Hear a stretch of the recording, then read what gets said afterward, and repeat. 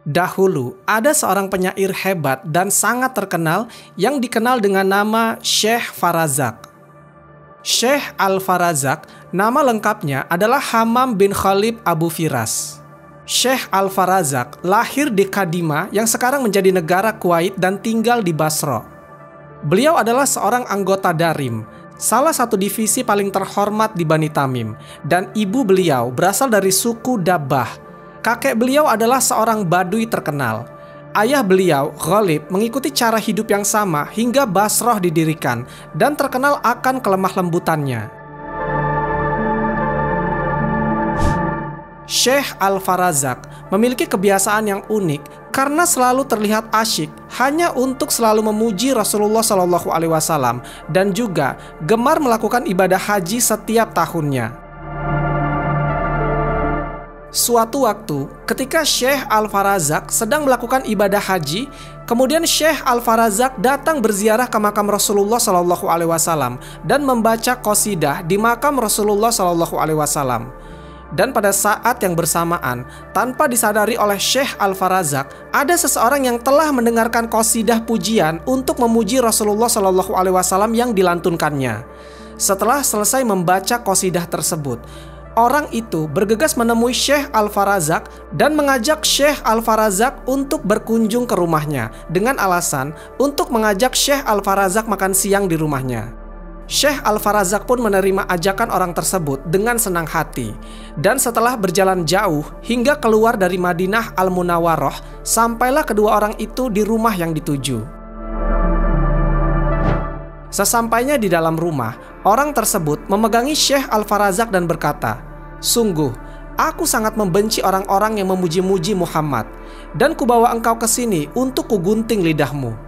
Maka orang itu pun segera menarik lidah Syekh Al-Farazak, lalu mengguntingnya sambil berkata, "Ambillah potongan lidahmu ini, dan pergilah untuk kembali memuji Muhammad." Maka Syekh Al-Farazak bergegas pergi dengan menahan rasa sakit dan juga rasa sedih yang timbul karena tidak dapat lagi memuji Rasulullah SAW. Kemudian Syekh Al-Farazak datang ke makam Rasulullah SAW dengan berdoa, "Ya Allah, jika penghuni makam ini tidak suka atas pujian-pujian yang aku lantunkan untuknya, maka biarkan aku tidak lagi boleh berkata-kata seumur hidupku. Karena aku tidak memerlukan lidah ini kecuali hanya untuk memujimu dan memuji nabimu.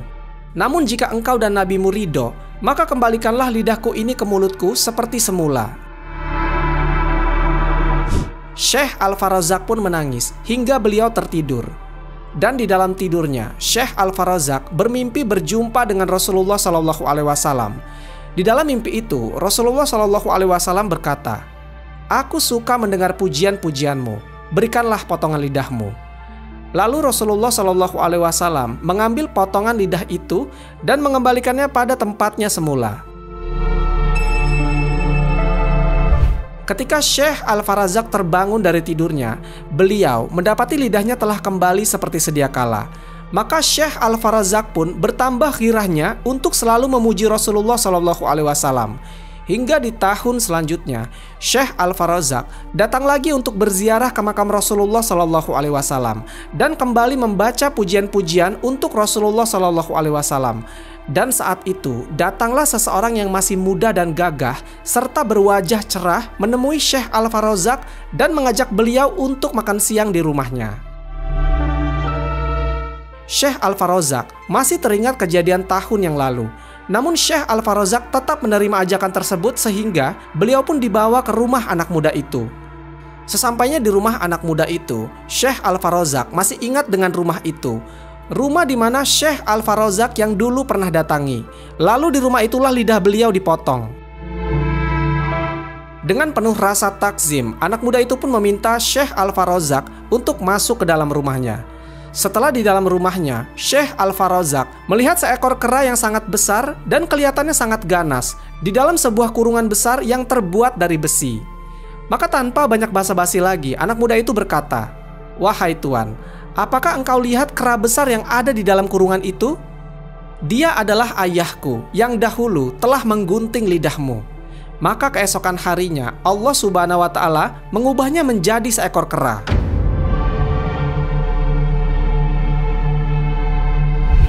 Dan peristiwa yang seperti ini pernah terjadi pada umat yang terdahulu. Sebagaimana firman Allah Subhanahu wa Ta'ala, "Maka setelah mereka bersikap sombong terhadap segala apa yang dilarang, kami katakan kepada mereka, jadilah kalian kera yang hina." Al-Quran Surat Al-A'raf ayat ke-166. Kemudian anak muda itu berkata, "Jika ayahku tidak boleh sembuh, maka lebih baik Allah Subhanahu wa Ta'ala matikan saja." Maka Syekh Al-Farazak pun berdoa, "Ya Allah, aku telah memaafkan orang itu dan tidak ada lagi dendam dan rasa benci kepadanya." Dan seketika itu pun Allah Subhanahu wa Ta'ala mematikan kera itu dan mengembalikannya pada wujud yang semula. Dari kejadian ini jelaslah bahwa sungguh Allah Subhanahu wa Ta'ala mencintai orang-orang yang suka memuji Rasulullah Shallallahu Alaihi Wasallam, dan semakin banyak orang yang berzikir, bersolawat dan memuji Rasulullah Shallallahu Alaihi Wasallam, maka Allah Subhanahu wa Ta'ala akan semakin menjauhkan kita, wilayah kita dan wilayah-wilayah sekitar dari musibah, dan digantikan dengan curahan rahmat darinya. Wallahu a'lam bishawab. Semoga kisah ini bermanfaat. Lebih dan kurangnya mohon dimaafkan. Yang benar datangnya dari Allah Subhanahu wa Ta'ala. Khilaf atau keliru itu datangnya dari saya pribadi sebagai manusia biasa. Sampai ketemu di kisah-kisah seru yang penuh makna selanjutnya. Saya akhiri. Wassalamualaikum warahmatullahi wabarakatuh.